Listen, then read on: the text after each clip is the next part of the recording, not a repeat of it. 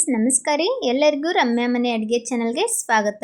ಈ ವಿಡಿಯೋದಲ್ಲಿ ಪುಟಾಣಿ ಉಂಡೆನ ಹೇಗೆ ಮಾಡೋದಂತ ಹೇಳಿ ನೋಡೋಣ.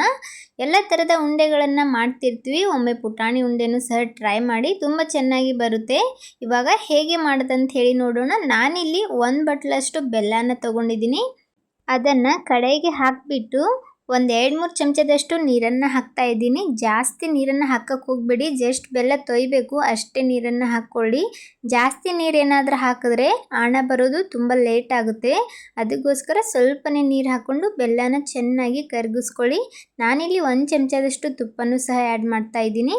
ಇವಾಗ ಇದನ್ನು ಕುದಿಲಿಕ್ಕೆ ಬಿಡೋಣ. ಒಂದು ಸ್ವಲ್ಪ ಹೊತ್ತು ಚೆನ್ನಾಗಿ ಕುದಿಬೇಕು. ಕುದಿ ಅದು ಪಾಕ ಬರುತ್ತೆ. ಸ್ವಲ್ಪ ನೀರು ಹಾಕಿರೋದ್ರಿಂದ ಪಾಕ ಬರೋದು ಸ್ವಲ್ಪ ಲೇಟ್ ಆಗುತ್ತೆ. ನೀರು ಹಾಕದೇ ಇದ್ದರೆ ಅದು ಜಲ್ದಿ ಪಾಕ ಬರ್ತದೆ.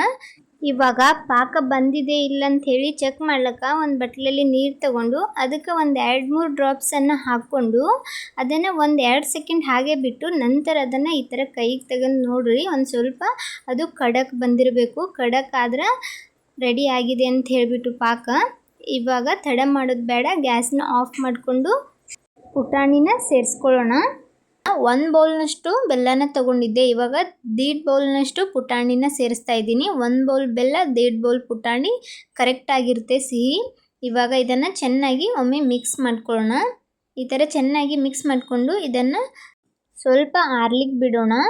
ಪೂರ್ತಿ ತಣ್ಣಗಾಗೋದೇನು ಬೇಡ, ಒಂದು ಸ್ವಲ್ಪ ಬೆಚ್ಚಗಿರ್ತದಲ್ಲ ಅವಾಗೇ ನಿಮಗೆ ಯಾವ ಸೈಜಲ್ಲಿ ಬೇಕು ಆ ಸೈಜಲ್ಲಿ ಉಂಡೆನ ಕಟ್ಕೊಳ್ಬೋದು.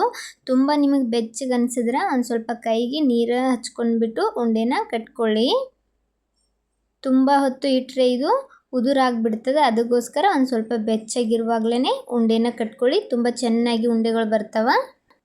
ಹಬ್ಬದಾಗದು ಈ ಥರ ಉಂಡೆನ ಮಾಡಿಟ್ಕೊಳ್ಬೋದು. ಇದನ್ನು ಒಂದು 8-10 ದಿನವರೆಗೂ ಇಟ್ಕೊಂಡು ಆರಾಮಾಗಿ ತಿನ್ಬೋದು. ಇವಾಗ ನಾನು ಎಲ್ಲ ಉಂಡೆಗಳನ್ನು ಮಾಡಿಟ್ಕೊಂಡಿದ್ದೀನಿ. ನೋಡ್ಬೋದು ಎಷ್ಟು ಚೆನ್ನಾಗಿ ಉಂಡೆ ಬಂದಿವೆ ಅಂಥೇಳಿ.